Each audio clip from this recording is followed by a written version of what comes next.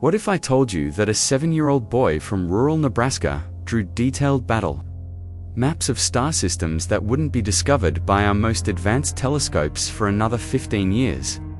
What if those same drawings depicted a war so catastrophic it left scars across the galaxy that we're only now beginning to understand? This is the story of Marcus Chen, a child who remembered a war that happened before Earth even existed, and the cosmic horror that followed when we realized he was telling the truth. In 1997, Sarah Chen noticed something disturbing about her son's artwork. While other children drew stick figures and houses, 7-year-old Marcus obsessively sketched star charts, orbital mechanics, and what appeared to be massive space battles. The drawings were impossibly detailed for a child his age, featuring gravitational equations he couldn't possibly understand and stellar configurations that didn't match any known constellations. But it wasn't just the technical precision that unsettled his mother. It was the violence. Page after page showed burning worlds, dying stars, and something Marcus called the hunger ships devouring entire solar systems. When Sarah asked him about these drawings, Marcus would stare at her with eyes that seemed far too old and whisper, "I remember when the suns went dark." The Chen family lived in a farmhouse 30 miles from the nearest town. Marcus had never seen science fiction movies, never read astronomy books, and their old television barely picked up 3 channels. Yet somehow, this rural child was drawing star maps with an accuracy that would have impressed NASA's finest, Dr. Elizabeth Warren. A child psychologist from Omaha first encountered Marcus when his teachers became concerned about his disturbing fixation with cosmic destruction. What she found defied every theory she'd learned about child development. Marcus didn't just draw these battles, he lived them. He spoke of species with names that hurt to pronounce, of technologies that consumed starlight itself, and of a war that lasted 10,000 Earth years. He would describe the taste of vacuum, Dr. Warren later wrote in her classified report. A 7-year-old child explaining how it felt when his ship's hull was breached in the Vega system. He knew the exact sensation of decompression, the specific way blood boils in space, details that would traumatize adult astronauts. The breakthrough came when Dr. Warren showed Marcus's drawings to her brother, an astrophysicist at the University of Nebraska. Dr. James Warren took one look at the star charts and went pale. The gravitational calculations were correct. The orbital mechanics were flawless. But more disturbing was what the drawings depicted: a spiral galaxy in the process of being systematically destroyed. Marcus called it the War of 1,000 Suns, and according to his increasingly detailed accounts, it had happened in our own galaxy approximately 65 million years ago. The same time, Dr. Warren realized, with growing horror, that the dinosaurs went extinct on Earth. The boy claimed to remember serving aboard something he called a harvester vessel in what he described as the Centauri Defense Fleet. His drawings showed massive ships that could crack planets like eggs, weapons that could extinguish stars, and an enemy so terrifying that Marcus would sometimes wake up screaming about the things that eat light. For months, the Warren siblings documented Marcus's accounts, trying to find logical explanations. Perhaps he was an autistic savant with an unusual fixation on astronomy. Maybe he'd absorbed information from sources his parents weren't aware of. But as the boy's memories became more specific, more verifiable, those explanations crumbled. Marcus drew detailed schematics of propulsion systems based on gravitational manipulation. He described the exact spectral signatures of dying stars. He knew the precise angle at which a planet's crust would fracture under sustained bombardment. When Dr. James Warren ran the calculations, they were mathematically perfect. Then came the night that changed everything. On December 15, 1997, Marcus woke his parents at 3 a.m., screaming about the dead zone in Cassiopeia. He drew frantically, tears streaming down his face, depicting a region of space where stars simply didn't exist. According to his drawing, it was ground zero of the final battle, where something called the Star Reader had consumed an entire star cluster. 3 days later, the Hubble Space Telescope detected an anomalous void in the Cassiopeia constellation, a region of space approximately 50 light-years across where no stars existed. Despite theoretical models suggesting it should have been densely populated, NASA quietly classified the discovery and began investigating what they termed the Cassiopeia anomaly. But Marcus wasn't finished. Over the following months, his memories became more specific and infinitely more disturbing. He described the enemy not as aliens, but as something that had once been like us. According to the boy's increasingly frantic accounts, they were the remnants of a galaxy-spanning civilization that had tried to achieve immortality by consuming the life force of stars themselves. They used to be explorers, Marcus told Dr. Warren during one of their sessions, like us, but they got hungry, really hungry. And when you eat enough suns, you stop being what you were. You become the hunger. The child described how these star eaters moved through the galaxy like a plague, converting entire solar systems into feeding grounds. They didn't destroy planets, they harvested them, extracting every quantum of energy before moving on to the next system. What made them truly terrifying wasn't their technology, but what they'd become: consciousness without form, intelligence without flesh, existing only to consume and grow. According to Marcus's memories, the War of 1,000 Suns was fought across 3 spiral arms of the galaxy. Hundreds of species united against the Star Eaters, but the enemy had one crucial advantage: every victory made them stronger.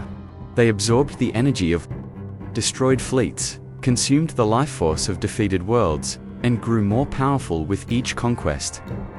The final battle, Marcus claimed, took place near what we now call the Orion arm of the galaxy.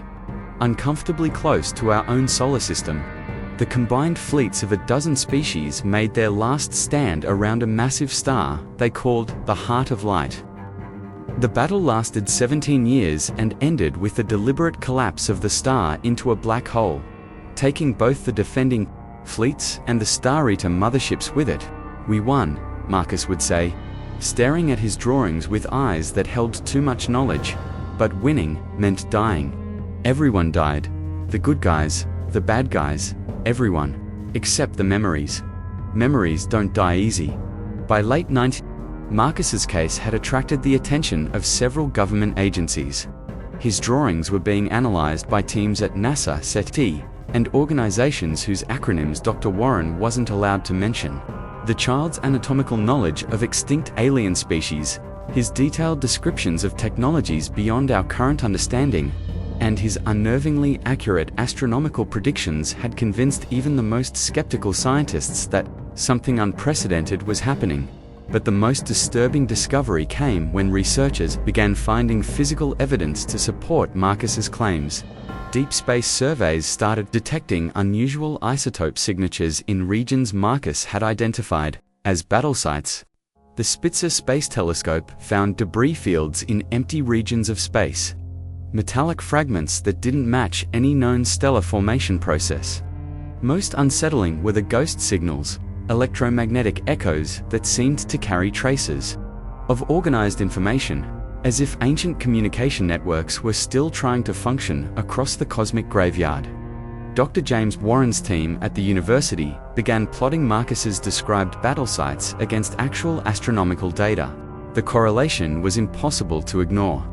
Every location the boy identified as a major engagement showed signs of ancient stellar disruption. Star systems that should have existed were missing. Nebulae displayed formation patterns consistent with massive artificial explosions. The boy's cosmic battlefield was real. As Marcus approached his 9th birthday, his memories began taking a darker turn. He started talking about the ones who escaped, Star Eaters who had fled the final battle and hidden themselves in the deep void between galaxies. According to the boy's increasingly agitated accounts, they were still out there, dormant, but not dead, waiting for the galaxy to recover enough to provide a new feeding ground. They're patient, Marcus told Dr. Warren during what would be their final recorded session. They can wait, and while they wait, they send out little pieces of themselves, seeds, looking for worlds that are almost ready. When Dr. Warren asked what he meant by almost ready, Marcus drew a picture that made her blood freeze. It showed Earth, but not as we know it now. It was an Earth covered in lights, connected by networks of energy, populated by billions of thinking beings whose combined consciousness would provide exactly the kind of feast the Star Eaters required. The implications were staggering. According to Marcus's memories, Earth hadn't been randomly spared during the ancient war. It had been deliberately preserved. A seed world, carefully maintained and guided toward the exact technological and biological development that would eventually make it perfect prey. "We're the crop," Marcus explained with terrifying clarity. "They planted us and went to sleep, but they're waking up now. I can feel them stirring." In March of 1999, Marcus Chen disappeared. The official report stated that the boy had wandered off during a family camping trip in the Colorado Rockies and fallen into a river. His body was never found, and the case was closed after a brief investigation. Dr. Elizabeth Warren retired from psychology shortly after and refused to discuss the case. Her brother James died in a car accident 6 months later, and all his research files mysteriously vanished from the pro-university's servers. But the story doesn't end there. In the years since Marcus's disappearance, astronomers have continued to find evidence supporting his claims. The Kepler telescope detected regular patterns of stellar extinction in distant galaxies, as if something was systematically harvesting stars. SETA has recorded increasingly complex signals from the direction of the Cassiopeia void transmissions that seem to be probing our solar system's defenses. Most disturbing are the children. In research facilities around the world, child psychologists have quietly documented cases of young patients displaying impossible knowledge of astronomy, physics, and what they call the hungry dark. These children, all between the ages of 6 and 10, draw the same star charts Marcus once drew. They describe the same cosmic war, and they all share the same terrifying certainty. Something ancient and hungry is coming home. The official files remain classified, but leaked documents suggest that government agencies are taking these claims seriously. Deep space monitoring stations have been quietly upgraded. Military satellites now scan the void between stars for signs of approaching objects, and in secure facilities around the globe, scientists study children's drawings of dying suns and calculate how much time we might have left. Because if Marcus Chen was right, if his memories of a 65-million-year-old war were genuine, then Earth isn't the random product of cosmic evolution we've always believed it to be. We're a carefully cultivated crop, and harvest season is approaching. The Star Eaters are waking up, and they remember exactly where they left us. Tonight, when you look up at the stars, remember that some of the lights you see might not be suns at all. They might be the eyes of something vast and patient, watching our cities grow brighter, our networks grow more complex, our consciousness grow more concentrated. They might be counting down the days until we're finally ripe enough to eat, and somewhere in the darkness between the stars, the War of 1,000 Suns is preparing to resume, with Earth as its final battlefield. The child who remembered has vanished, but his warning remains. We are not alone in the universe, and that might be the most terrifying truth of all. Sweet dreams.